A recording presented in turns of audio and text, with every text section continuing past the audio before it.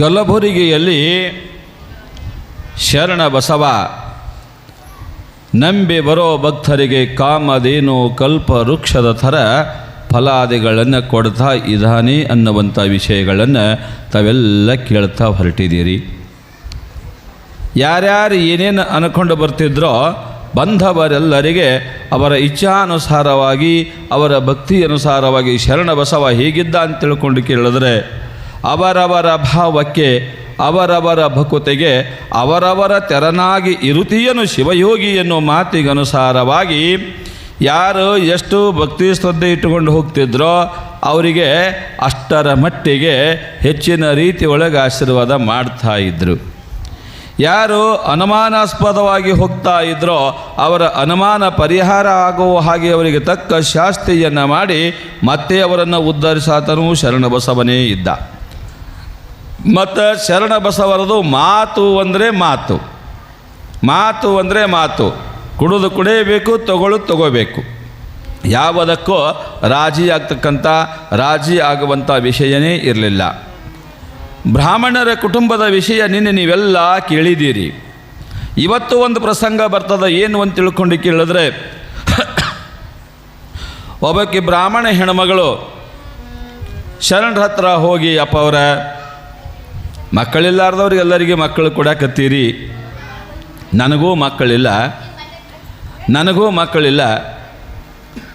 ನನಗೂ ಸಂತಾನ ಅಪೇಕ್ಷೆ ಅದ, ನನಗೂ ಒಂದು ಗಂಡು ಸಂತಾನ ಕೊಡ್ರಿ. ಶರಣರು ಅಂತಾರೆ, ಆಯ್ತವ, ಇದ್ರಾಗ ಏನು ನಂದು ದೊಡ್ಡತನ ಇಲ್ಲ, ನಂದು ಹೆಚ್ಚುಗಾರಿಕೆ ಇಲ್ಲ, ಭಗವಂತನೇ ಅಪ್ಪಣೆ ಮಾಡ್ಯಾನ, 1000 ರೂಪಾಯಿ ಕೊಡು ತಾಯಿ, 1000 ರೂಪಾಯಿ ಕೊಟ್ಟು ಅಂದರೆ ನಿನಗೆ ಪ್ರಸಾದ ಕೊಡ್ತೀನಿ, ವರ್ಷ ತುಂಬುದ್ರೊಳಗೆ ನಿನಗೆ ಮಕ್ಕಳಾಗ್ತವ, ಮಗ ಹುಟ್ಟಿ ಬರ್ತಾನೆ. ಅದ ಕಷ್ಟದ ರೀ ಎಂದಳಕಿ. ನಿಮಗೆ 1000 ರೂಪಾಯಿ ಕೊಡಬೇಕಂದ್ರೆ ನನ್ನ ಹತ್ರ 1000 ರೂಪಾಯಿ ಇಲ್ಲ, ಚಿನ್ನದ ಸರಿಗೆ ಅದಾವ. ಸರಿಗೆ ಅಂದ್ರೆ ಏನು? ಚಿನ್ನ ಸರಿಗೆ ಅಂದ್ರೆ ಚಿನ್ನದ ಸರಿಗೆ ಅಂದ್ರೆ ಏನು? ಅವ ಹಿರಿಯ ಮನುಷ್ಯರಿಗೆ ಗೊತ್ತಿರ್ಬೇಕು ಭಾಳ. ಆದ್ರೆ ಚಿನ್ನದ ಸರಿಗೆ ಅಂತ ಎದಕ್ಕಂತಾರೆ?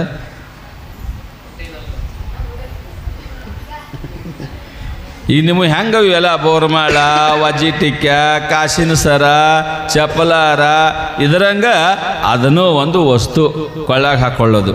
ಆ ಹೆಣ್ಮಗಳಂತಾಳ, ಯಪ್ಪ ಚಿನ್ನದ ಸರಿಗೆ ಒಂದದ ನನ್ನ ಹತ್ರ, ಒಂದು ಸಾಣದದ, ಒಂದು ದ್ವಾಡದದ, ಯಾವ ಸರಿಗೆ ಕೊಟ್ಟರೆ ನಿನಗೆ ಸರಿ ಹೋಗ್ತದ ಹೇಳಪ್ಪ, ಅದು ಸ್ವಲ್ಪ ದಿನ ಬಿಟ್ಟು ನಿನಗೆ ತಂದು ಕೊಡ್ತೀನಿ ಅಂದಳು.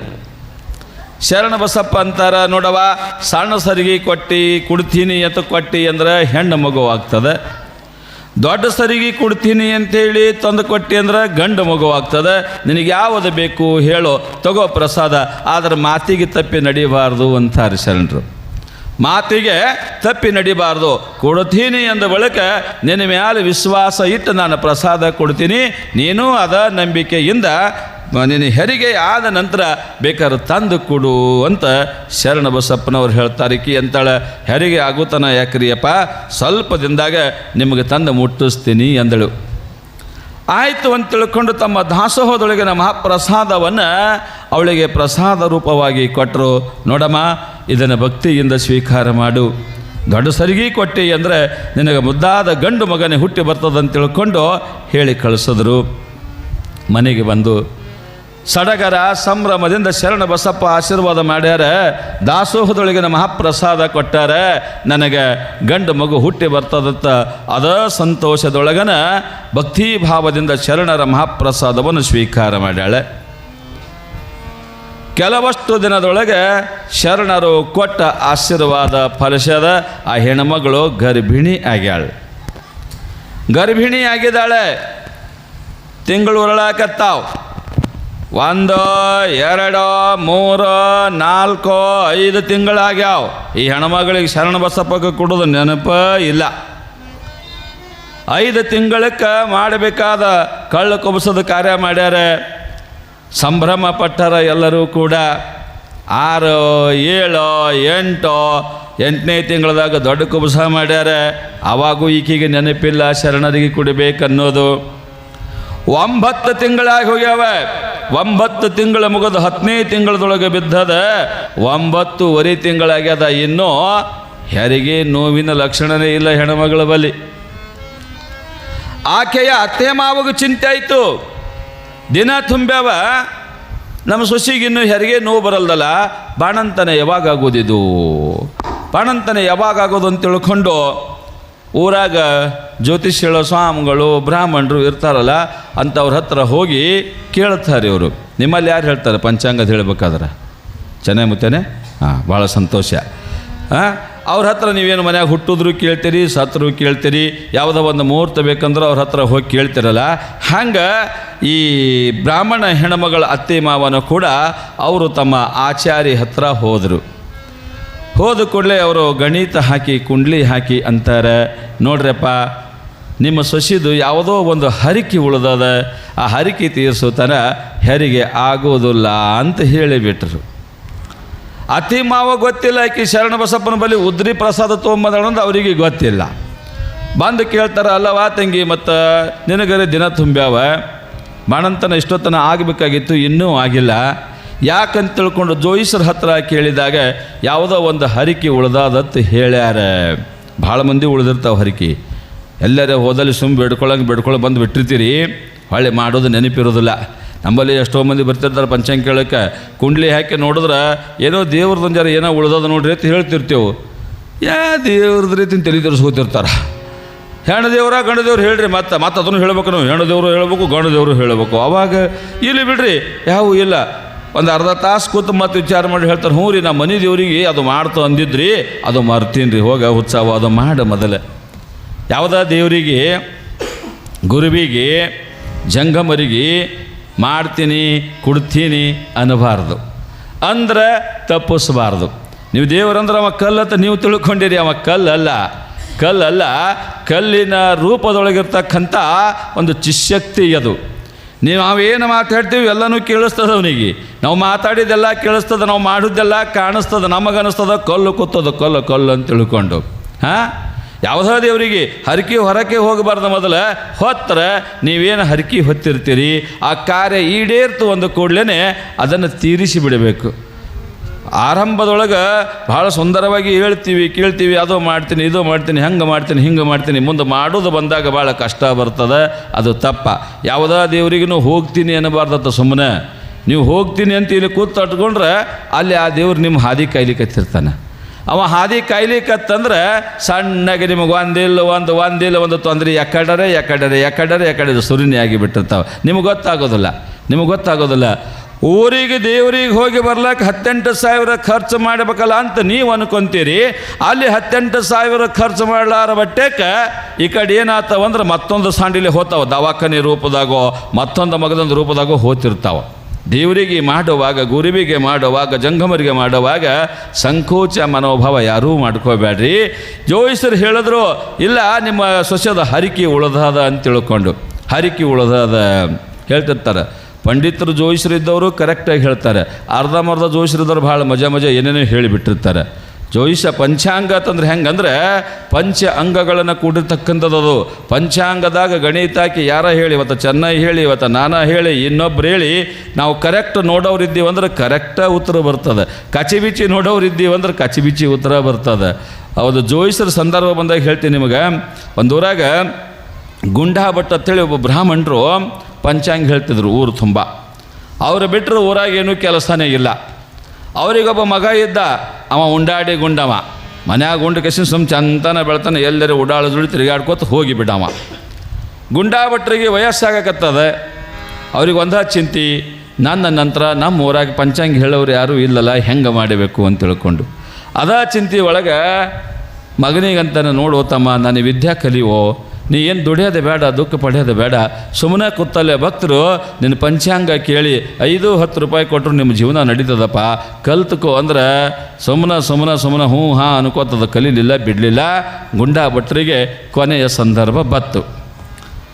ಇನ್ನೇನು ಜೀವ ಬಿಡ್ತಾರನ್ನ ಮುಂದೆ ತಮ್ಮ ಮಗನನ್ನು ಕೂಡಿಸ್ಕೊಂಡು ಹೇಳ್ತಾರೆ, ನೋಡಪ್ಪ ನೀ ಅಂತೂ ನನ್ನ ವಿದ್ಯಾ ಕಲಿಲಿಲ್ಲ, ಒಂದು ಕೆಲಸ ಮಾಡು, ಕನಿಷ್ಠ ಪಕ್ಷ ಹುಣ್ಣಿಮೆ ಅಮಾವಾಸ್ಯೆ ಸಹಿತ ನಮ್ಮ ಜನ ನಮಗೆ ಕೇಳೇ ಮಾಡ್ತಾರೆ, ಆ ಹುಣ್ಣಿಮೆ ಅಮಾವಾಸ್ಯೆ ರೂಢಿ ಮಾಡ್ಕೋ ಹೇಳು. ಇವಂದ ಯಾವುದು ಹುಣ್ಣಿಮೆ ಯಾವುದು ಅಮಾಸಿ ಅಂದಿವ, ಇವನಿಗೆ ಅದನ್ನು ಗೊತ್ತಿಲ್ಲ ಹೆಂಗೆ ಹೇಳೋದು ಅದೆಲ್ಲ ಆಗೋದಿಲ್ಲ ಅಂದ. ಗುಂಡ ಭಟ್ಟ ಒಂದು ಪ್ಲ್ಯಾನ್ ಮಾಡಿದ್ದ. ಏನು ಪ್ಲ್ಯಾನ್ ಅಂದರೆ, ಒಂದು 15 ಬಿಳಿ ಗೋಟೆ, ಒಂದು 15 ಕರಿ ಗೋಟೆ, ಒಂದೊಂದು ಡಬ್ಬಿ, 2 ಡಬ್ಬಿ ಕೊಟ್ಟ ಅವನ ಕೈಯಾಗ. ನೋಡ್ತಮ್ಮ, ಇವತ್ತಿಗೆ 2 ದಿನ ಬಿಟ್ಟರೆ ಅಮಾವಾಸ್ಯೆ ಅದ. ಅಮಾವಾಸ್ಯೆಯಿಂದ ಹುಣ್ಣಿಮೆ ತನ ಒಂದೊಂದು ಗೋಟಿ ಬಿಳಿ ಗೋಟೆ ತಕ್ಕೋತ ಹೋಗು. ಬಿಳಿ ಗೋಟಿ ಮುಗೀತು ಅಂತಂದ್ರೆ ಅವತ್ತ ಹುಣ್ಣಿಮೆ ಎತ್ತು ಹೇಳು. ಹುಣ್ಣಿಮೆಯ ಮರುದಿನದಿಂದ ಕರಿಗೋಟಿ ಎತ್ತಿಟ್ಕೋತ ಹೋಗು. ಕರಿಗೋಟಿ ಮುಗಿದು ಅಂದ್ರೆ ಇವತ್ತು ಅಮಾಸೆತ್ ಹೇಳು.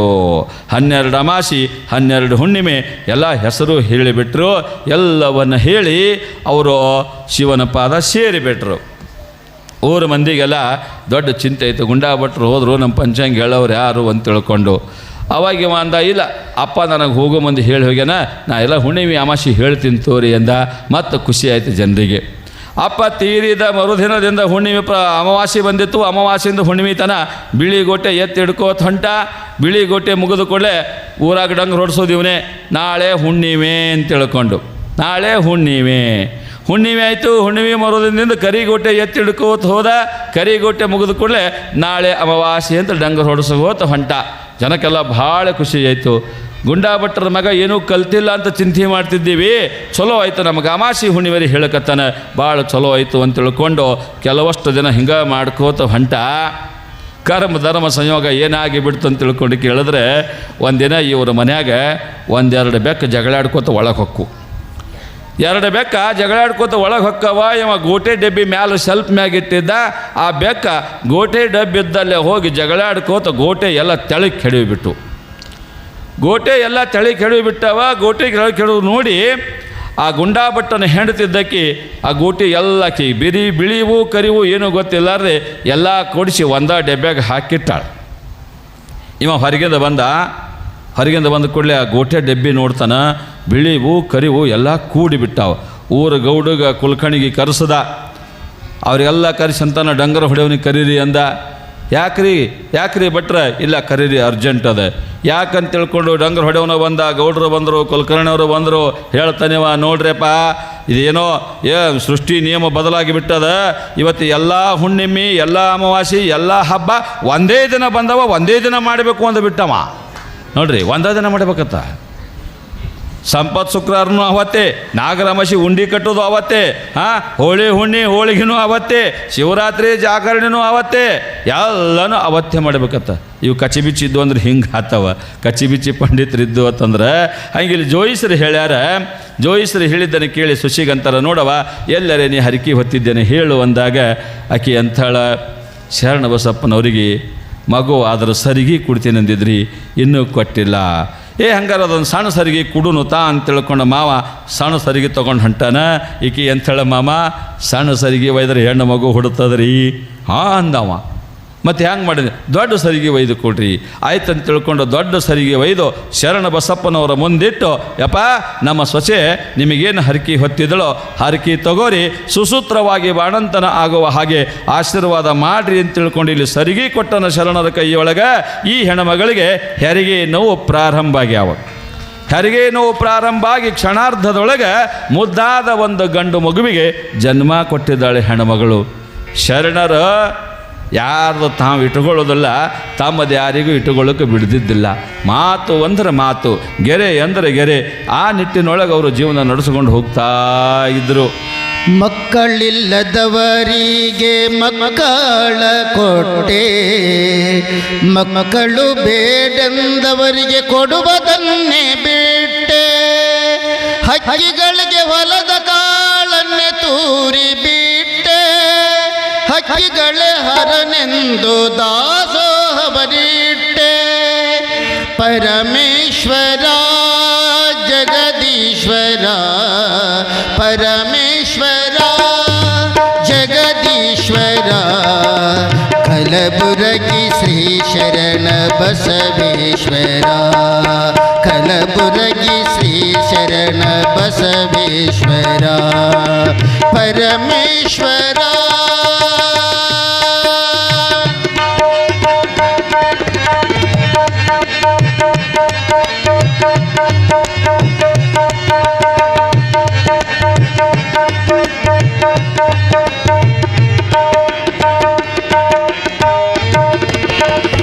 ಅರಳಗುಂಡಗಿಯಲ್ಲಿ ನಿನ್ನಯ ಜನನ, ಅರಳಗುಂಡಗಿಯಲ್ಲಿ ನಿನ್ನಯ ಜನನ, ಸಾಲುಕ್ಯ ಮನೆತನಕ್ಕೆ ನೀನಾದೆ ಕಿರಣ, ಸಾಲುಕ್ಯ ಮನೆತನಕ್ಕೆ ನೀನಾದೆ ಕಿರಣ, ನಿತ್ಯವೂ ಮಾಡಿದೆ ಗುರುವಿನ ಸ್ಮರಣ, ನಿತ್ಯವೂ ಮಾಡಿದೆ ಗುರುವಿನ ಸ್ಮರಣ, ಸತ್ಯ ಕಾಯಕ ಜ್ಯೋತಿ ನೀನಾದೆ ಶರಣ, ಸತ್ಯ ಕಾಯಕ ಜ್ಯೋತಿ ನೀನಾದೆ ಶರಣ, ಪರಮೇಶ್ವರ ಜಗದೀಶ್ವರ, ಪರಮೇಶ್ವರ ಜಗದೀಶ್ವರ, ಕಲಬುರಗಿ ಶ್ರೀ ಶರಣ ಬಸವೇಶ್ವರ, ಕಲಬುರಗಿ ಶ್ರೀ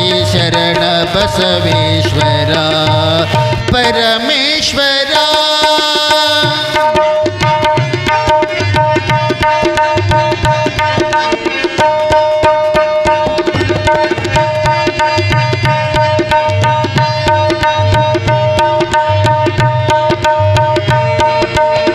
ಶಮದ ಮೇಯರಡೆತ್ತು ನೇಗಿಲ ಹೂಡಿದೆ, ಶಮದ ಮೇಯರಡೆತ್ತು ನೇಗಿಲ ಹೂಡಿದೆ, ತನುವೆಂಬ ಒಲವ ಹಸನಾನಿ ಮಾಡಿದೆ, ತನುವೆಂಬ ಒಲವ ಹಸನಾನಿ ಮಾಡಿದೆ, ಭವಸಾರ ತಿಳಿಸಲು ಕುಂಟಿಯ ಹೂಡಿದೆ, ಭವಸಾರ ತಿಳಿಸಲು ಕುಂಟಿಯ ಹೂಡಿದೆ, ಗುರು ಎಂಬ ಬೀಜವನ ಹೊಲದಲ್ಲಿ ಬಿತ್ತಿದೆ, ಗುರು ಎಂಬ ಬೀಜವನು ಹೊಲದಲ್ಲಿ ಬಿತ್ತಿದೆ, ಪರಮೇಶ್ವರ ಜಗದೀಶ್ವರ, ಪರಮೇಶ್ವರ.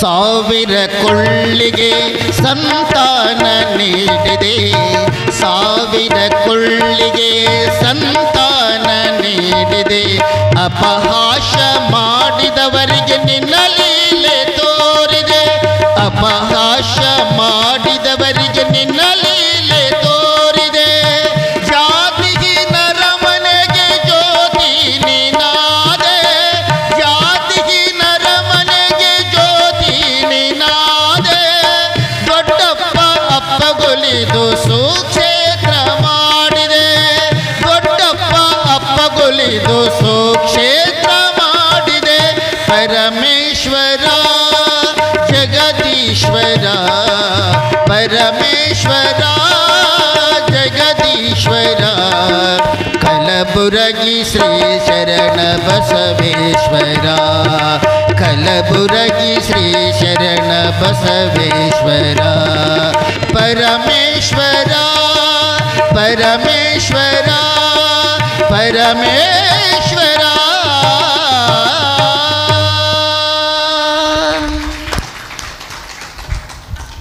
ಎಷ್ಟು ವಿಚಿತ್ರಲ ಶರಣರ ಲೀಲೆಗಳು. ಯಾರು ನಂಬ್ಯಾರೋ ಅವರಿಗೆ ಇಂಬುಗೊಟ್ಟು ಬೇಡಿದ ಇಷ್ಟಾರ್ಥಗಳನ್ನು ಕೊಡ್ತಾ ಇರ್ತಾರೆ. ಯಾರು ಅವರನ್ನು ಪರೀಕ್ಷಾ ಮಾಡಬೇಕು, ಮೋಸ ಮಾಡಬೇಕಂತಾರೋ ಅವರಿಗೆ ತಕ್ಕ ಶಾಸ್ತಿಯನ್ನು ಮಾಡಿ ಅವರನ್ನು ಕೂಡ ಮತ್ತೆ ಉದ್ಧಾರ ಮಾಡ್ತಕ್ಕಂಥವ್ರು ಅದಾರೆ. ಒಂದು ದಿನ ಏನಾಗ್ತದೆ ಕಲಬುರಗಿಯೊಳಗಂತ ತಿಳ್ಕೊಂಡು ಕೇಳಿದ್ರೆ, ಬೆಳಗಿನ ಜಾವ ಬಹಿರ್ದೇಶಕ್ಕೆ ಹೋಗಿ ಬಂದು ಇನ್ನೇನು ಸ್ನಾನಕ್ಕೆ ಹೋಗಬೇಕು ಅಂತ ತಿಳ್ಕೊಂಡು ಶಿವನ ನಾಮಸ್ಮರಣೆ ಮಾಡ್ಕೋತ ಮಹಾಮನೆಯ ಮುಂದೆ ಸಂಚಾರ ಮಾಡ್ತಾಯಿದ್ರು. ಆ ಕಡೆಯಿಂದ ಈ ಕಡೆ, ಈ ಕಡೆಯಿಂದ ಆ ಕಡೆ. ತಮ್ಮ ಮಹಾಮನೆಯ ಮುಂದೆ ಸಂಚಾರ ಮಾಡ್ತಕ್ಕಂಥ ಪ್ರಸಂಗದೊಳಗೆ ನಾರಾಯಣಪೇಟೆಯ ಭೋಗೋಜಿ ಎನ್ನುವಂಥ ಒಬ್ಬ ಪ್ರಸಿದ್ಧ ರೇಷ್ಮೆ ಸೀರೆಗಳ ವ್ಯಾಪಾರಿ ಇದ್ದ. ಆ ವ್ಯಾಪಾರಿಯ ಕೆಲವೊಂದು ಆಳುಗಳು ಸೀರೆಯ ಗಂಟುಗಳನ್ನು ತಲೆ ಮ್ಯಾಗ ಹೊತ್ತುಕೊಂಡು ಸೊಲ್ಲಾಪುರಕ್ಕೆ ಮಾರಾಟಕ್ಕೆ ತೊಗೊಂಡು ಹೋಗ್ತಿರೋರು, ಮಾರಾಟ ಮಾಡೋದಕ್ಕೆ. ಅವಾಗೆಲ್ಲ ವಾಹನ ಸೌಕರ್ಯ ಭಾಳ ಕಡಿಮೆ ಇತ್ತು. ಸೊಲ್ಲಾಪುರಕ್ಕೆ ತಲೆ ಮ್ಯಾಗ ಗಂಟು ಹೊತ್ಕೊಂಡು ಹೋಗ್ತಾ ಇದ್ರು. ಇವ್ರು ಎಲ್ಲಿ ಹೈತು ಹೊಂತಿದ್ರು ಅಂದರೆ ನಾರಾಯಣಪೇಟೆಯಿಂದ ಕಲಬುರಗಿ ಬರಬೇಕು, ಕಲಬುರಗಿಯಿಂದ ಮುಂದೆ ಸೊಲ್ಲಾಪುರ ಹೋಗಬೇಕು. ಕಲಬುರಗಿ ಒಳಗೆ ಶರಣ ಬಸವರ ಮಹಾಮನೆಯ ಮುಂದೆ ಹಾದು ಹೋಗ್ತಾ ಇದ್ದರು. ಶರಣ ಬಸವರ ದೃಷ್ಟಿ ಆ ಕಡೆ ಹೋಯ್ತು. ತಲೆ ಮ್ಯಾಗ ಗಂಟು ಹೊತ್ಕೊಂಡು ಹೋಗ್ತಾ ಇರೋದಂಥವ್ರನ್ನ ನೋಡಿ ಶರಣರು ಅಂತಾರೆ, ಏನ್ರಪ್ಪ ಬೆಳಗ್ಗೆ ಗಂಟು ಹೊತ್ಕೊಂಡು ಹೊಂಟಿರಲ್ಲ, ಏನದ ತಲೆ ಮ್ಯಾಗ ಗಂಟನಾಗ ಅಂತ ಕೇಳಿದ್ರು. 4 ಮಂದಿ ಇದ್ರು ಅವರು. 4 ಮಂದಿ ಮಾತಾಡ್ಕೊತಾರ, ಯಾಕೋ ಮುಂಜಾನೆ ಇವ ಹಿಂಗೆ ಕೇಳಕತ್ತಾನ ಮನುಷ್ಯ, ರೇಷ್ಮೆ ಸೀರ ಅಂದ್ರೆ ಎಲ್ಲರೂ ಹೊಡೆದು ಬಡದು ಕಸ್ಕೊಂಡು ಬಿಟ್ಟನಂದ್ರೆ ಹೆಂಗೆ, ಅದಕ್ಕೆ ಇವನಿಗೆ ಸುಳ್ಳು ಹೇಳೋನು ಅಂತ ತೀರ್ಮಾನ ಮಾಡಿದ್ರು. ನಿಜಾಂಶ ಹೇಳೋದು ಬೇಡ, ಇವನಿಗೆ ಸುಳ್ಳು ಹೇಳೋನು ಅಂತ ತಿಳ್ಕೊಂಡು 4 ಮಂದಿ ಮಾತಾಡಿ, ಏನಿಲ್ಲ ಹೇಳಪ್ಪ, ನಮ್ಮದ್ರಾಗ ನಮ್ಮ ಗಂಟನಾಗ ಕಂಬಳಿಗೊಳ್ಳದಾವ ಅಂದುಬಿಟ್ರು.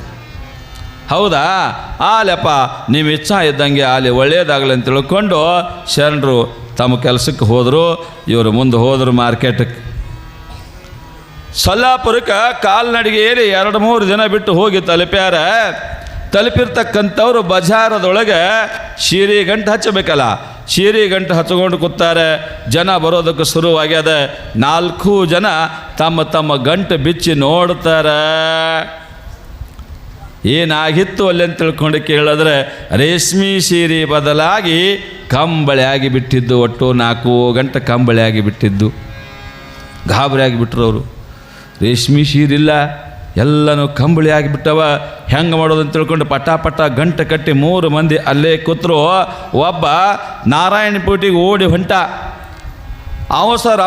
ಅವಸರವಾಗಿ ಹೋಗಿ ಮರುದಿನ ನಾರಾಯಣಪೇಟೆ ಮುಟ್ಟಿ ತಮ್ಮ ಯಜಮಾನಿಗಂತಾನೆ, ಯಜಮಾನ್ರೆ ಮಾತುಘಾತಾಗ್ಯದ.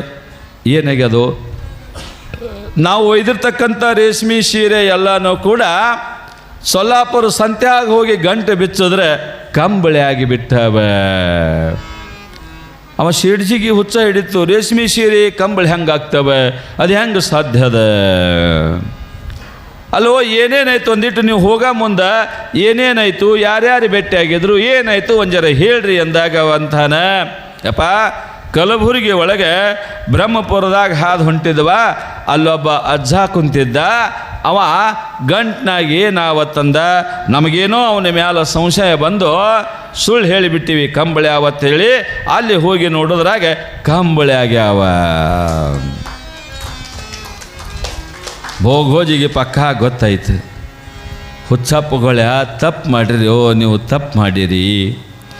ನಿಮಗೆ ಕೇಳಿರ್ತಕ್ಕಂಥ ವ್ಯಕ್ತಿ ಬೇರೆ ಯಾರೂ ಅಲ್ಲ, ಸಾಕ್ಷಾತ್ ಭಗವದ್ ಸ್ವರೂಪಿಯಾದ ಶರಣ ಬಸವ ಅದನ. ಶರಣ ಬಸವನ ಮುಂದೆ ಸುಳ್ಳು ಹೇಳಿರಿ, ಆ ತಪ್ಪಿಗೆ ನನ್ನ ರೇಷ್ಮೆ ಸೀರೆ ಎಲ್ಲ ಕಂಬಳಿ ಆಗಿಬಿಟ್ಟವೆ. ಯಪ್ಪ ಮತ್ತೆ ಹೆಂಗೆ ಮಾಡೋದು ಈಗ? ಹೆಂಗೆ ಮಾಡೋಕ್ಕೇನೋ, ಎಲ್ಲಿ ಕಳೆದದ ಅಲ್ಲೇ ಹುಡುಕಾಡಬೇಕು, ಎಲ್ಲಿ ಕಳೆದದ ಅಲ್ಲೇ ಹುಡುಕಾಡ್ಬೇಕಪ್ಪ.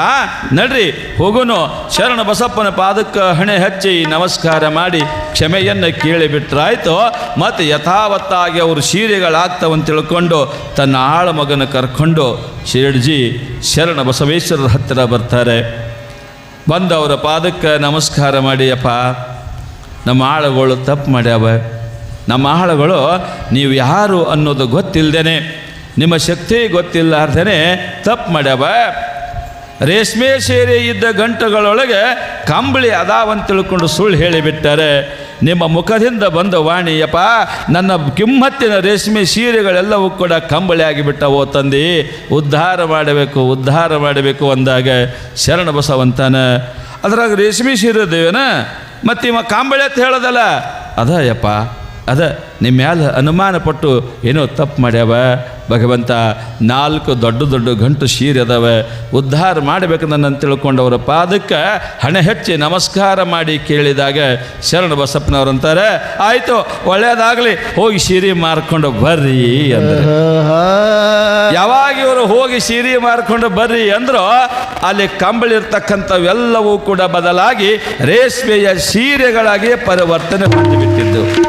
ಮಹಾತ್ಮ ಶರಣ ಬಸವೇಶ್ವರ ಮಹಾರಾಜಿಕಿ. ಏನು ಹುಡುಕಬೇಕಂದ್ರೆ ಕೂಡ ಎಲ್ಲಿ ಹುಡುಕಬೇಕು? ನಾವು ಎಲ್ಲಿ ಕಳೆದದ ಅಲ್ಲೇ ಹುಡುಕಬೇಕು. ಕಳದಲ್ಲೇ ಬಿಟ್ಟು ಬೇರೆ ಕಡೆ ಹುಡುಕಿದ್ರೆ ಸಿಗ್ತದೇನದು? ಒಂದು ಮುದುಕಿ ಮೊದಲ ಪಕ್ಕ ಕಣ್ಣು ಕಾಣೋದಿಲ್ಲ, ಕತ್ತಲ್ದಾಗ ತನ್ನ ಮನೆ ಮುಂದೆ ಸೂಜಿ ಕಳ್ಕೊಂಡಿಳಾಕಿ. ಸೂಜಿ ಕಳ್ಕೊಂಡಿಳು, ಮನೆ ಮುಂದೆ ರಸ್ತಕ್ಕೆ ಮನೆ ಇತ್ತು, ಹಾದು ಹೋಗೋರು ಬರೋರು, ಏ ಅಜ್ಜಿ ಏನು ಹುಡುಕಾಡಕತ್ತಿ? ಸೂಜಿ ಹುಡುಕಾಡಕತ್ತೀನಪ್ಪ.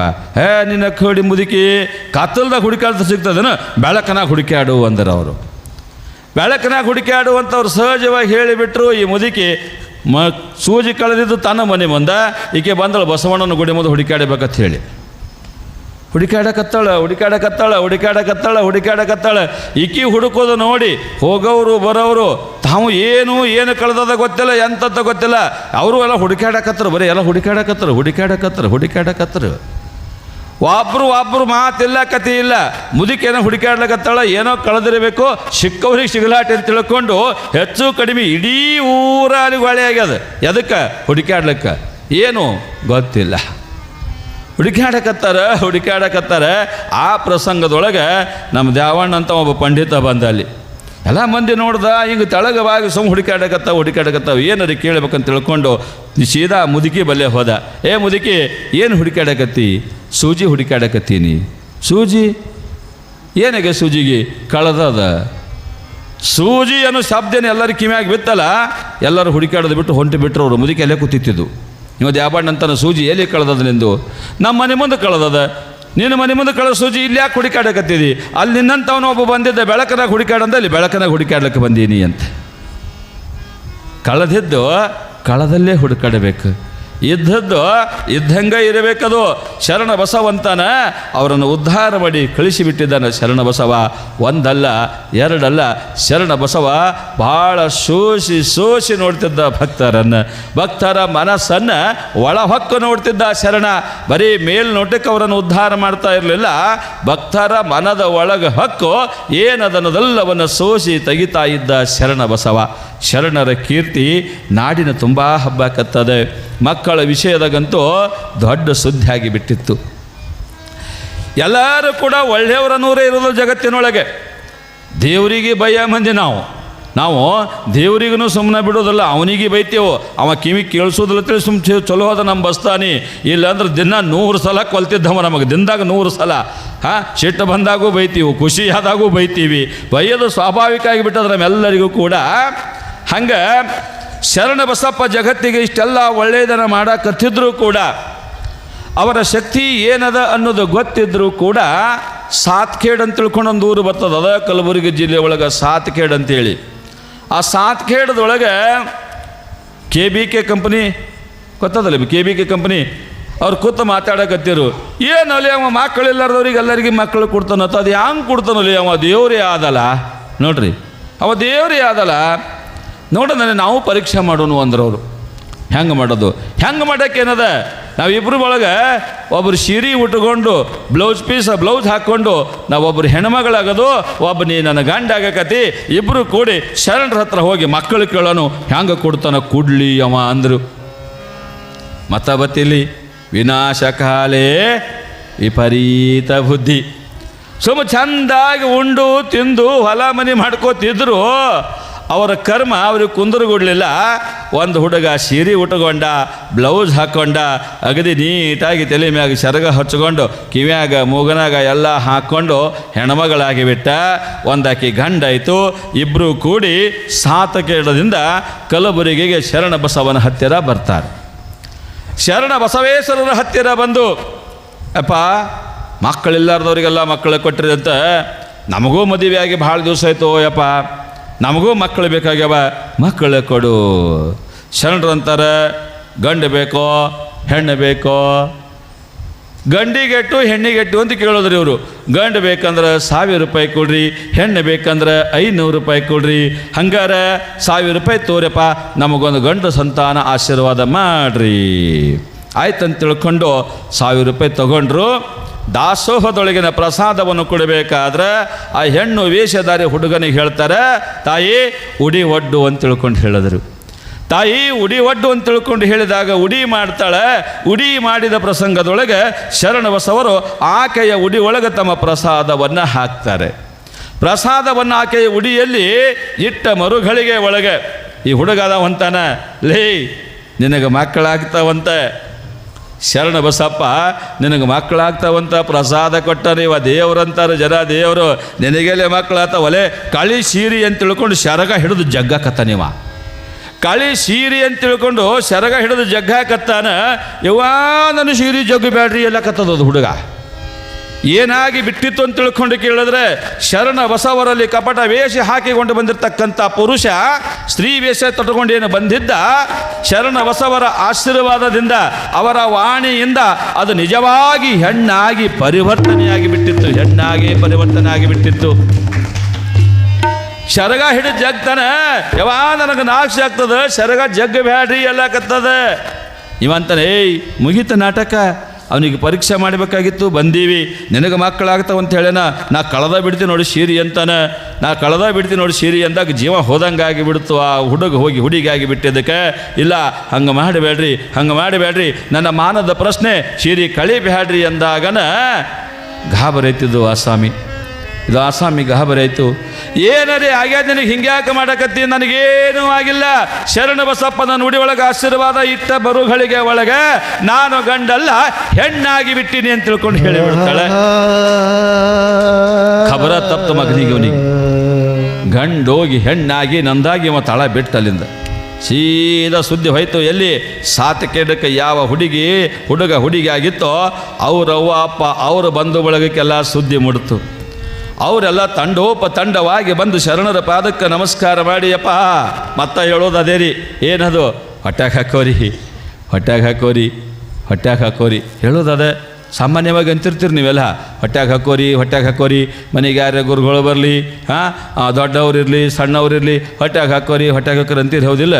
ಈ ರೂಢಿ ಒಳಗೆ ಬರ್ತಕ್ಕಂಥ ಮಾತು ಏಟು ಗದ್ದಲ ಮಾಡ್ತದೆ ಗೊತ್ತದೆ ನಿಮಗೆ. ಒಬ್ಬರ ಮನೆಗೆ ಗುರುಗಳು ಬಂದರೆ ಸ್ನಾನ ಪೂಜಾ ಪ್ರಸಾದ ಮಾಡಬೇಕಂತ ತಿಳ್ಕೊಂಡು ಆ ಮನೆ ಒಳಗೆ ಮನೆ ಯಜಮಾನಿ ಆಕೆ ಗಂಡ ಅಗದಿ ಖುಷಿಯಿಂದ ಆ ಗುರುಗಳ ಸ್ನಾನಕ್ಕೆ ವ್ಯವಸ್ಥೆ ಮಾಡ್ಯಾರ. ಸ್ನಾನ ಮಾಡಿದ್ದಾರೆ, ಸ್ನಾನ ಮಾಡ್ಕೊಂಡು ಪೂಜಾ ಗದ್ದಿಗೆ ಹಾಕ್ಯಾರೆ, ಪೂಜಾ ಮಾಡ್ಕೊತ ಕೂತಾರೆ. ಪೂಜಾ ಮಾಡ್ಕೊಳ್ತಕ್ಕಂಥ ಪ್ರಸಂಗ ಮುಗೀತು. ಅಡಿಗೆ ಮಾಡಿದಾಳೆ, ಅಡಿಗೆಯನ್ನು ತಂದು ಗುರುಗಳ ಎಡೆ ಒಳಗೆ ಬಡ್ಸಾಕತ್ತಾಳ ಆ ತಾಯಿ. ಆ ಹೆಣ್ಮಗಳಿಗೆ ಮನೆಗೆ 2-3 ಮಕ್ಕಳಿದ್ದು, ಒಂದು ಅಂಬೆಗಾಲು ಹಚ್ಚಿ ಓಡಾಡ್ತಿತ್ತು, ಒಂದೆರಡು ಸಣ್ಣ ಇದ್ದು. ಹಿಂಗೆ ಆ ಅಂಬೆಗಾಲು ಹಚ್ಚಿ ಆಡ್ತಕ್ಕಂಥ ಮಗು ಏನು ಮಾಡ್ತು ಅಂತ ತಿಳ್ಕೊಂಡು ಕೇಳಿದ್ರೆ, ಗುರುಗಳು ಪ್ರಸಾದ ಕೂತಾರೆ, ಈಕೆ ತಂದು ನೀಡಾಕತ್ತಾಳೆ. ಹುಡುಗ ಅಂಬೆಗಾಲು ಹಿಡ್ಕೊತ ಹೋಗೋದು. ಅದು ಹುಡುಗೇನು ಚರಿಗೆ ಗ್ಲಾಸ ತಾಟ ಏನು ಗೊತ್ತಾ, ಬಂದು ಆ ಗುರುಗಳ ಮುಂದೆ ಇಟ್ಟಿರ್ತಕ್ಕಂಥ ಗ್ಲಾಸ್ ಕೆಡವಿ ಬಿಡ್ತದು. ಗ್ಲಾಸ್ ಕೆಡವಿ ಬಿಟ್ಕೊಂಡೆ ಹೆಣ್ಮಗಳು ನೋಡಿದ್ರು, ಯಪ್ಪ ತಪ್ಪಾಯ್ತಾರೆ ಅಪ್ಪ ಮಗ ಸಾಣದ್ರಿ ಅಪ್ಪ, ಹೊಟ್ಯಾಗ ಹಾಕೋರಿ ಅಂದಳು. ಗುರುಗಳಂದರು, ಆಯ್ತು ಬಿಡುವ ಸಣ್ಣ ಮಗು ಅದ, ಏನು ಮಾಡೋದು, ಮಗು ಸಾಣದದ ಅಂತ ತಿಳ್ಕೊಂಡಂದರು. ಎಲ್ಲ ಎಡಿ ತಂದು ಬಡಿಸ್ಯಾಳೆ. ಎಲ್ಲ ತಂದು ಬಡಿಸಿ ಇನ್ನೇನು ಸಾಷ್ಟಾಂಗ ಹಾಕಬೇಕು, ಗುರುಗಳ ಪ್ರಸಾದ ಸ್ವೀಕಾರ ಮಾಡಬೇಕು. ಆಗ ಏನು ಮಾಡ್ತು ಅಂದ್ರೆ ಅದ ಟೈಮಿಗೆ ಅದ ಮಗು ಗುರುಗಳ ಮುಂದನ 2 ನಂಬರ್ ಮಾಡಿಬಿಡ್ತಿರೋದು. ಗುರುಗಳ ಮುಂದನ 2 ನಂಬರ್ ಮಾಡಿಬಿಡ್ತು. ಈಕೆ ಹೆಣ್ಮಗಳು ನೋಡೋದಕ್ಕೆ ಓಡಿ ಬಂದಳು, ಯಪ್ಪ ಕ್ಷಮ ಇರಲಪ್ಪ, ಹೊಟ್ಯಾಗ ಹಾಕೋರಿ ಲಕತ್ತಾಳ.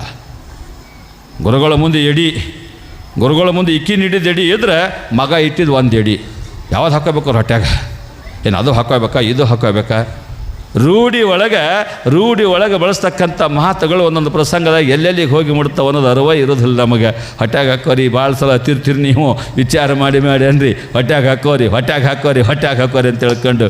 ಹಂಗೆ ಈ ಹೆಣ್ಣು, ಈ ಹುಡುಗಿ ಹೆಣ್ಣಾಗಿತ್ತಲ್ಲ, ಇವರು ಇಡೀ ಕುಟುಂಬ ಬಂದು ಶರಣರ ಪಾದಕ್ಕೆ ನಮಸ್ಕಾರ ಮಾಡಿ ಅಂತಾರೆ, ಯಪ್ಪ ಮಕ್ಕಳು ತಿಳಿದು ತಪ್ಪು ಮಾಡ್ಯಾವೆ, ನಿಮ್ಮನ್ನು ಪರೀಕ್ಷೆ ಮಾಡ್ಲಿಕ್ಕೆ ಬಂದಾವೆ, ಉದ್ಧಾರ ಮಾಡ್ರಪ್ಪ, ತಾವು ದೊಡ್ಡ ಮನಸ್ಸು ಮಾಡಬೇಕು, ಹೊಟ್ಟೆಗೆ ಹಾಕೋರಿ ಬುದ್ಧಿ, ಈ ಹುಡುಗನ ಯಥಾಸ್ಥಿತಿ ಮತ್ತು ಹುಡುಗನಂಗೆ ಪರಿವರ್ತನೆ ಮಾಡ್ರಿ ಎಂದಾಗ ಶರಣ ಬಸಪ್ಪನವರು ತಾವು ಕೊಟ್ಟ ಪ್ರಸಾದವನ್ನು ವಾಪಸ್ ತಗೊಂಡು ಅವನಿಗೆ 1000 ರೂಪಾಯಿಗಳನ್ನು ವಾಪಸ್ ಕೊಟ್ಟು ಆತನ ಮಸ್ತಕದ ಮೇಲೆ ತಮ್ಮ ಹಸ್ತವಿನಿಟ್ಟು ಹೇಳ್ತಾರೆ, ಇನ್ನು ಜೀವನದೊಳಗೆ ಎಂದಿಗೂ ಕೂಡ ಯಾರನ್ನ ಪರೀಕ್ಷೆ ಮಾಡೋಕ್ಕೆ ಹೋಗಬೇಡಪ್ಪ, ಯಾರನ್ನ ಪರೀಕ್ಷಾ ದೃಷ್ಟಿಯಿಂದ ನೋಡಬೇಡ, ಪರೀಕ್ಷೆ ಮಾಡೋಕ್ಕೆ ಹೋಗಬೇಡ, ಕೆಟ್ಟ ಕಾಲಕ್ಕೆ ಇಂಥ ಬುದ್ಧಿ ಬರ್ತಿರ್ತವೆ, ಒಳ್ಳೆಯವರಾಗಿ ಬಾಳಿ ಬದುಕ್ರಿ ಅಂತ ತಿಳ್ಕೊಂಡು ಆ ಹುಡುಗನಿಗೆ ಬುದ್ಧಿವಾದವನ್ನು ಹೇಳಿ ಶರಣ ಬಸವರು ಮತ್ತೆ ಮುಂದೆ ಏನನ್ನು ಮಾಡ್ತಾ ಇದ್ದಾರೆ ಅನ್ನೋದನ್ನು ನಿಮ್ಮೆಲ್ಲರಿಗೂ ತಿಳಿಸೋಕ್ಕಿಂತ ಪೂರ್ವದೊಳಗೆ